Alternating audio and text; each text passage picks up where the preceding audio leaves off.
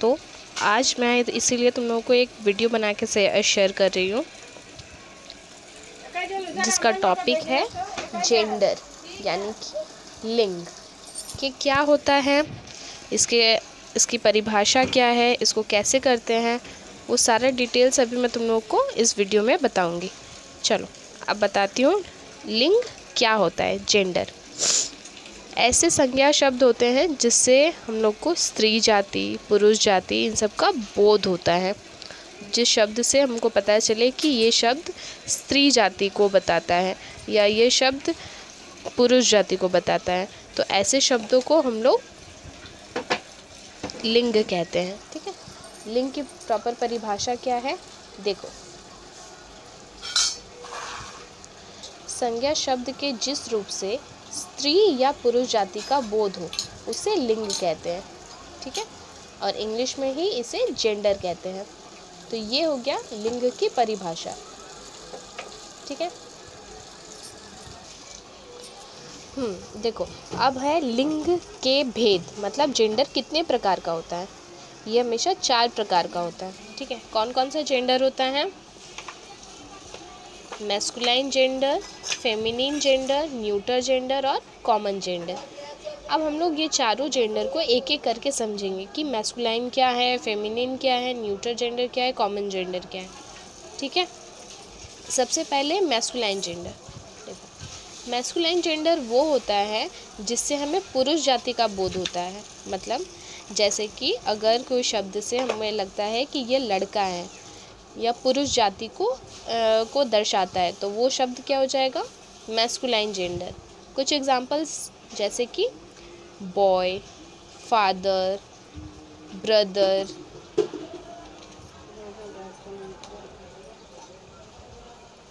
Etcetera.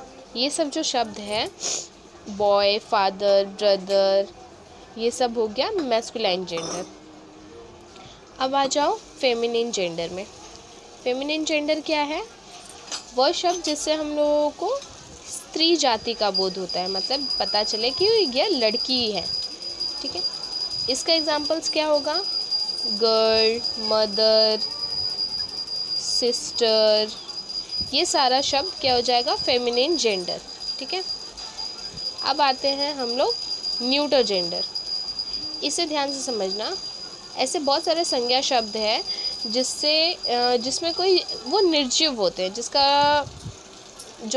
जिसे समझ में ही नहीं आएगा कि वो लड़का है, लड़की है, ऐसा कोई भी शब्द नहीं।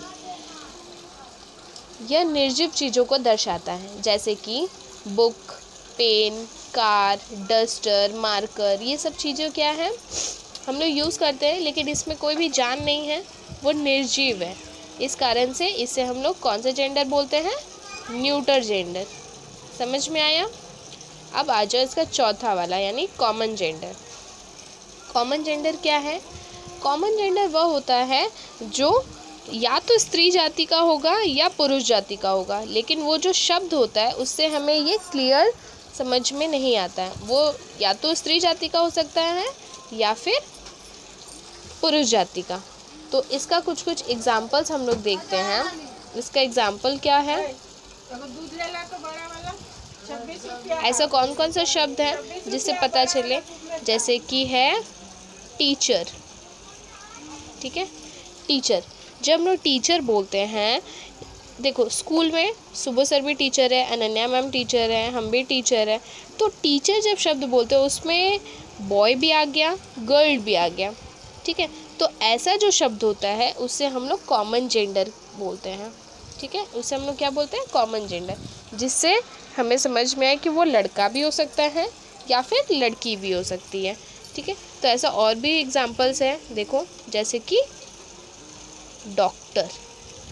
डॉक्टर लड़का भी होता है, लड़की भी होता है। तो जब हम लोग डॉक्टर बोलते हैं तो स्पेसिफिकली हम लोग को समझ में नहीं आता कि वो लड़की है या लड़का। ठीक है, उसमें या तो लड़की हो सकती है या लड़का भी हो सकता है।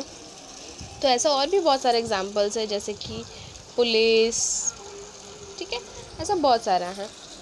तो अब समझ में आ गया कि लिंग क्या है, जेंडर क्या है, उसका जो 4 भाग है वो कौन कौन से हैं, और उसको क्या समझ में आया कि ये कैसे करना है, masculine gender, feminine gender, neuter gender और कॉमन जेंडर। इस वीडियो में बस इतना ही मैं तुम लोगों को डिस्क्राइब कर रही हूँ। न्यूटर जेंडर और कॉमन जेंडर को लेके मैं दोबारा एक वीडियो बना के तुम लोग को वापस से और क्लियर से समझाऊंगी, ठीक है। इसका मेन हिस्सा होता है मैस्कुलाइन और फेमिनाइन। इसके बारे में अब तुम लोग पूरा अच्छे से वीडियो को देखो, समझो। जहाँ तुम लोग को समझ में नहीं आए तो तुम लोग मुझे फ़ोन कर सकते हो, मैसेज कर सकते हो, वॉइस मैसेज भेज सकते हो, पर इस वीडियो को अच्छे से देखो, अच्छे से समझो। जहाँ भी कोई दिक्कत हो मुझे कॉल करना।